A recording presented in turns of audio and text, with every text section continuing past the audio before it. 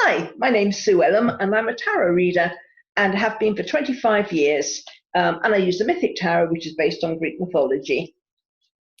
And I'm Carrie Beleno. I make a lot of faces, apparently. I just made one. I'm an intuitive Reiki master teacher and a spiritual life coach. And I have the questions that we are offering practical guidance for.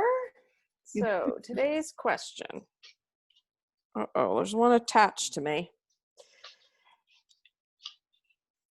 Is there such a thing as a curse? Okay. I have had clients come to me afraid that, I don't know if they call it a curse necessarily, but dark energy, or I guess we can include all of those kinds of dark entities I've had people be afraid of, or hexes, or... Yeah, I've had the same kind of thing with clients over the years.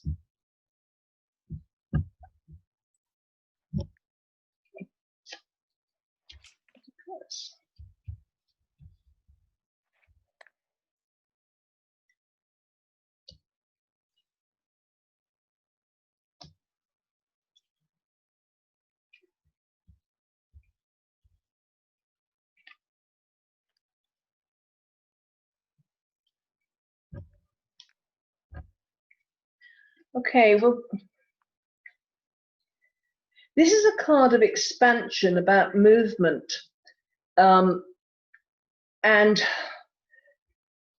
it's curses can affect people if they believe them. The thing is, down. Sorry? I just wrote that down, that exact sentence. Yeah.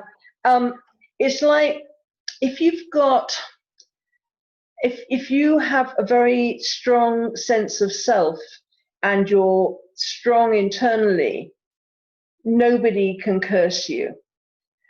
But if you are weak, or you don't have, or you are very vulnerable, very open to being abused in some way or another, then you will believe a curse because that's how your life has kind of shown itself to you in the past.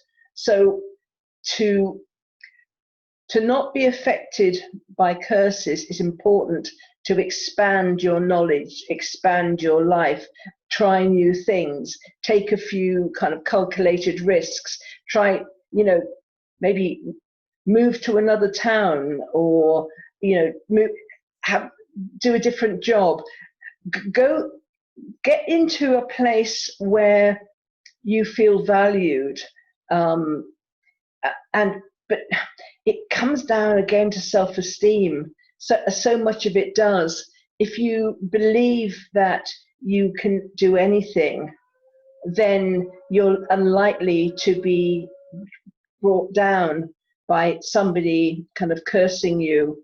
I mean, I had a client came to me, and she was and her cousin, I think it was, went to this woman who did spells and curses and things in order to bring, because her cousin had lost this guy. He didn't want to be with her anymore. So she went to a woman who did special spells in order to bring him back. Now, if it could have worked if her boyfriend or partner, whatever it was, had been kind of susceptible and, lacking in direction, but the chances of it being a happy, fulfilling relationship, if he could only been drawn back by this kind of energy, because it is an energetic thing, a curse.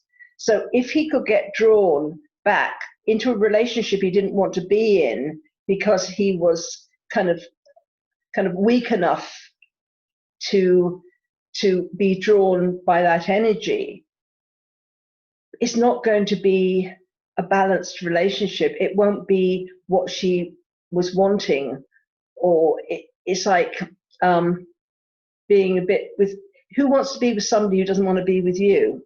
And unless you did had some kind of energetic rope around them. It's a bit like Wonder Woman, isn't it? With that kind of rope. Oh, golden lasso. Goodness, that's right. Made people tell the truth.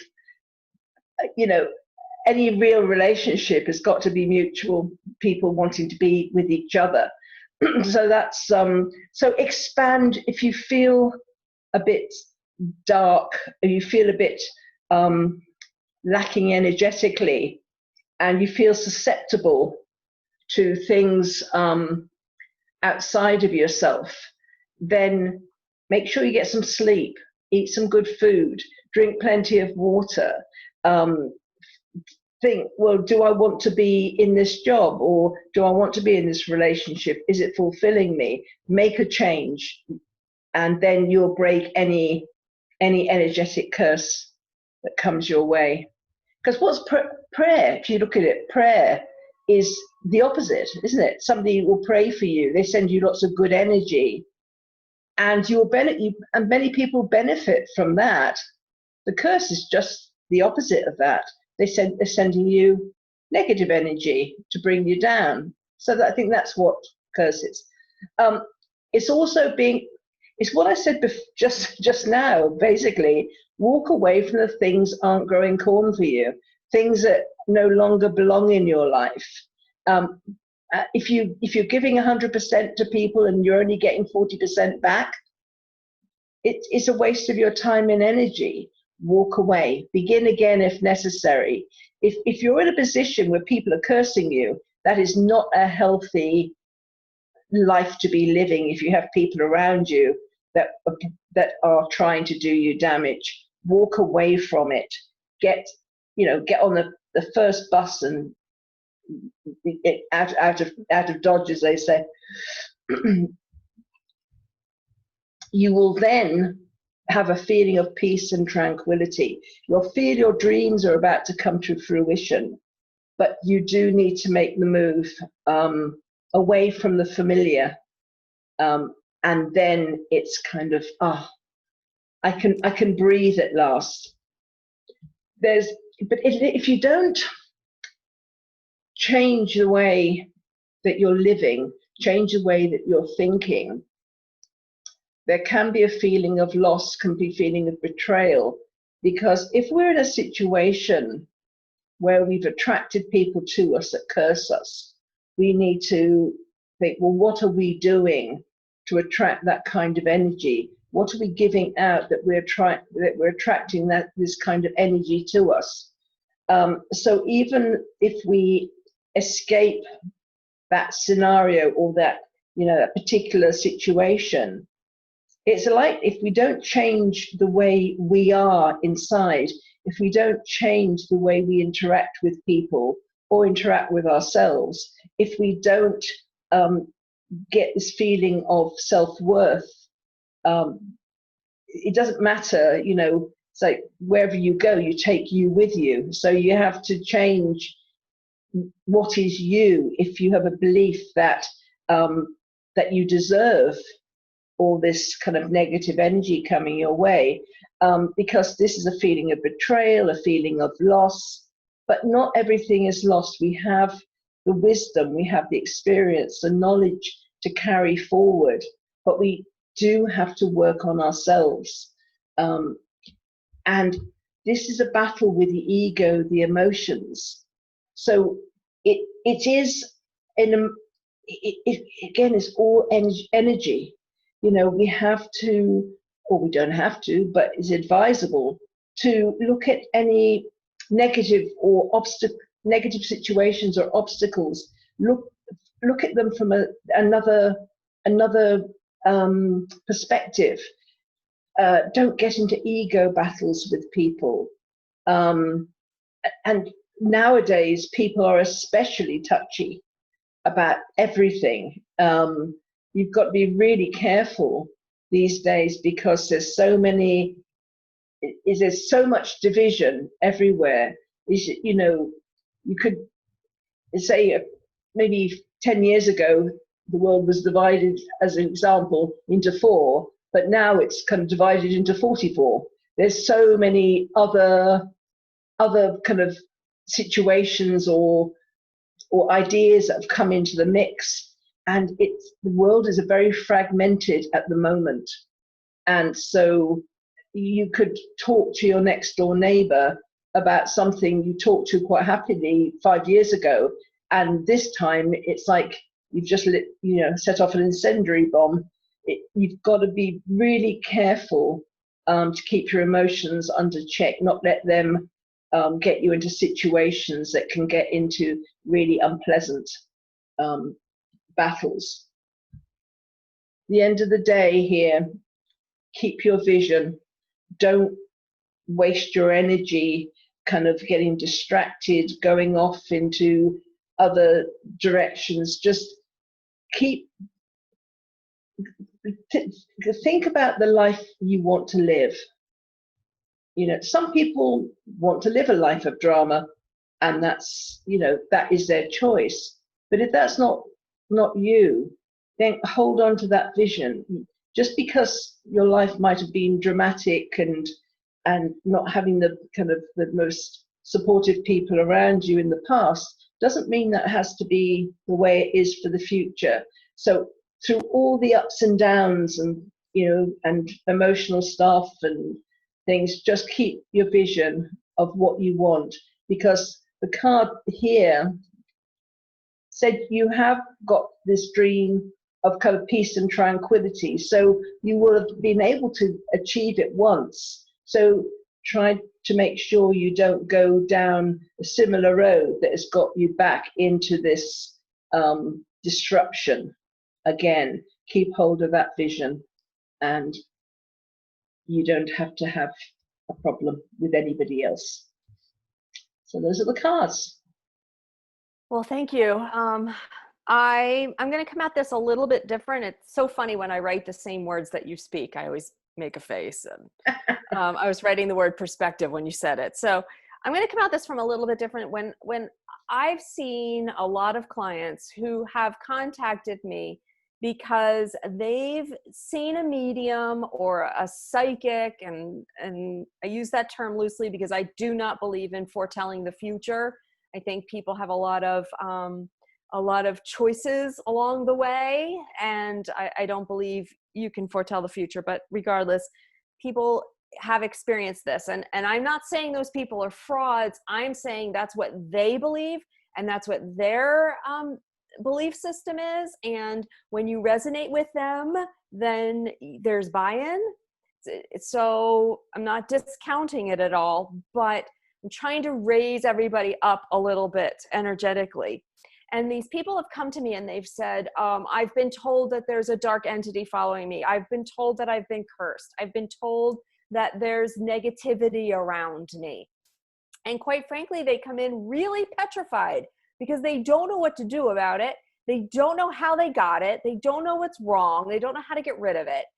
And it's kind of like I've done a fair amount of ghost hunting in my days, and I've captured a lot of information, and I've had a lot of experiences in the groups I've been with, and never have I seen a poltergeist or an evil spirit or something that's been trapped, and humans that have been trapped and they can't move on and they can't cross over. I'm not saying that doesn't exist. I am sure that that exists in somebody's playing field. It does not exist in mine because I don't attract it and I don't buy into it. And so I don't see it.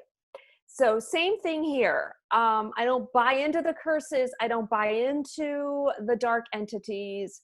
So to me, they are not real. They are real for others, because in this world, especially this day and age, everything is real and everything is false. And that is the new attitude that I have adopted at this point. But I'm saying all of that because I do believe that this feeling of being cursed, or these people that are picking up on these curses, are actually tapping into a vibe. They are tapping into an energy. They are tapping into something that you are putting out there, which is fear, anger, frustration, discontent, guilt, hopelessness, as two squirrels bound across the yard chasing each other. They attracted my attention. So if squirrels mean something to you, two of them are playing out front. And they pick up on that. And so their interpretation of the fear and the sadness and the guilt can be a curse. So like attracts like, just like Sue said, you will attract what you are putting out there.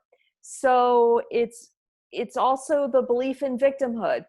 We did a video several weeks ago that I brought up, and we talked about being in a play and having all of these people in the play with you, but understanding that it's yours and it's your creation, and that people can't do things to you unless you, on a human or soul level, agree to be in this play together.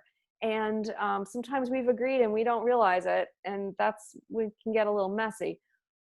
But we aren't victims. We aren't victims of each other. We aren't victims of negativity. We aren't victims of curses.